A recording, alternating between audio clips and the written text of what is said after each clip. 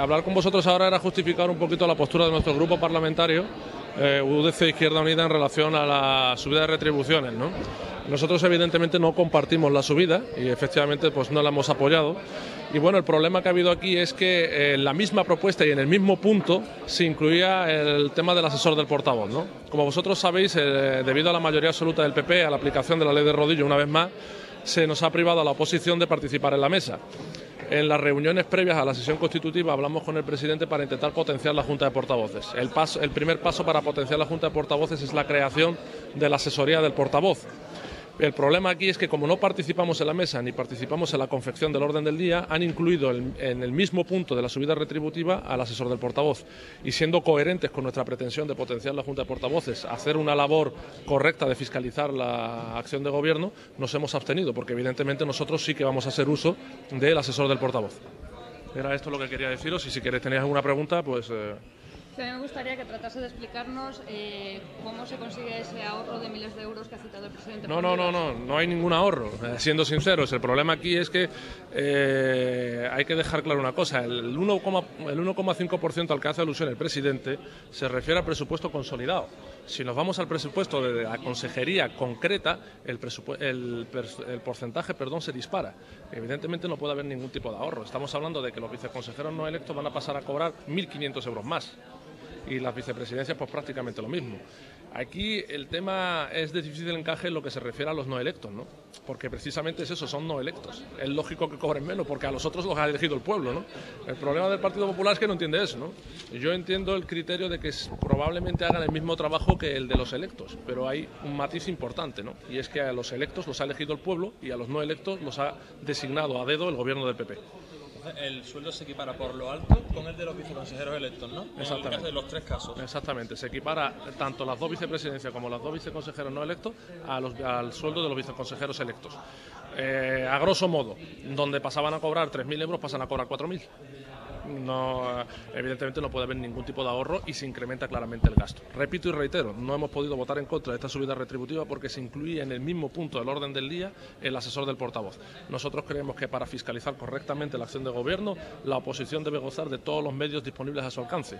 Como ya sabréis, estamos metidos ahí en las catacumbas, en el sótano, no tenemos acceso a las convocatorias de pleno ni a las convocatorias de comisión informativa y no podíamos desaprovechar la oportunidad de tener un recurso, un medio más, que es el asesor del portavoz.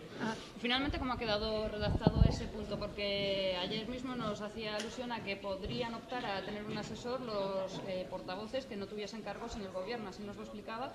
Juan Vivas ha dicho que ellos rechazaban hacer eso de... Lo ha dicho en el pleno, y bueno, y eso sería ya un escándalo. Evidentemente sería un escándalo que el Grupo Parlamentario Popular hiciese uso del asesor del portavoz cuando tiene innumerables personas nombradas como personal eventual, ¿no? Yo creo que el hecho de que el portavoz goce de un asesor está pensado para los grupos de la oposición, sobre todo en la legislatura que nos toca, con una mayoría absoluta aplastante, en donde la oposición, repito, tiene una escasez de medios total.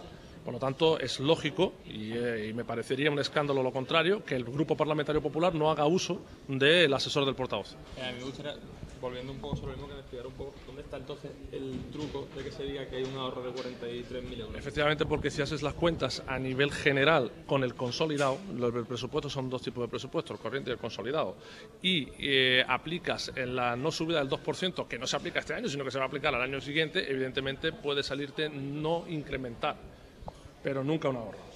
Eso no se corresponde con la realidad. ¿El personal eventual de confianza también sufrirá un aumento en su sueldo? No.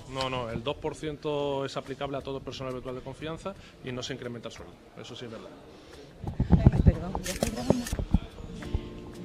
Bien, dice que hay un vacío en ese punto que se ha aprobado que podría dar lugar a que se subiesen los sueldos. ¿Eso es lo que pretendía decir?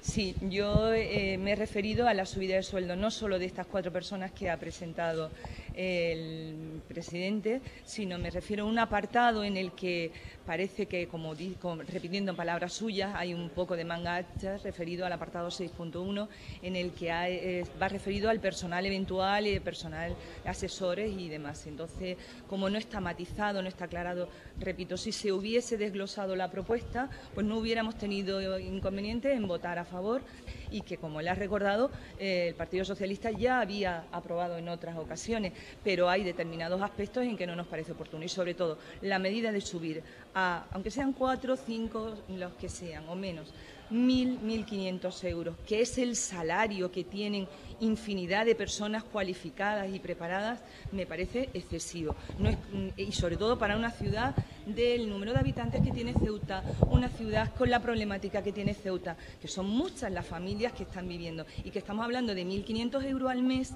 de un determinado número de personas, pero que al cabo del año eso es un montante elevado e importante, que es que parece que frivolizamos con las cifras, pero que son cantidades con las que mucha gente está sobreviviendo, y a pasar de medio millón de pesetas a 4.000 euros me parece que no es correcto, no es oportuno. Vamos, nos parece al Grupo Parlamentario Socialista. Por ese motivo, el PSOE ha terminado votando en contra de una propuesta que contenía ese punto sobre el asesor de los portavoces. ¿Qué va a hacer finalmente el PSOE? ¿Va a rechazar a ese asesor? Yo ya me he referido en ocasiones anteriores a este tema, en el sentido de que a nosotros, por la cuestión numérica, cualquier refuerzo nos resulta beneficioso, pero que tendremos que estudiarlo y que no tenemos ningún inconveniente en rechazarlo, porque somos siempre congruentes con lo que decimos y coherentes con nuestra forma de pensar. Si hay que reducir gastos, se reducen de todas las partidas. Ahora, reducir, ya le he dicho, de todas las partidas.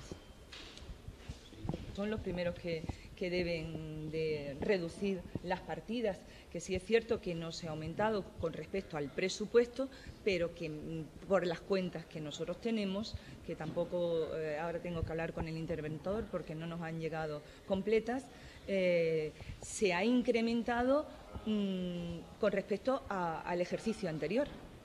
¿Me he explicado? Es decir, se había presupuestado 12, pero es que en la legislatura anterior, digo 12 por decir una cifra, en la legislatura anterior el gasto era de 10 y ahora se ha aumentado. El aumento es real por las cuentas que nosotros tenemos. Ha habido un aumento, aunque esté dentro del presupuesto, pero bueno, si nos vamos a reducir, yo creo que el Gobierno somos los primeros que tenemos que, o el Gobierno son los primeros que tienen que dar ejemplo, y todos los miembros de la Asamblea pues le acompañaremos en eso, y si tenemos que renunciar, pues renunciamos, siempre y cuando todos los gastos se reduzcan, porque estamos en una situación, creo que de crisis. El ciudadano normal y corriente, como ya he dicho antes, ve que en el primer pleno estamos discutiendo por dinero y parece que estamos discutiendo por una remuneración que afecta a los políticos. Y eso digo que no me resulta estético, por eso es lo de estético. Que esté dentro de la legalidad, bien, pero que tenemos que dar ejemplo.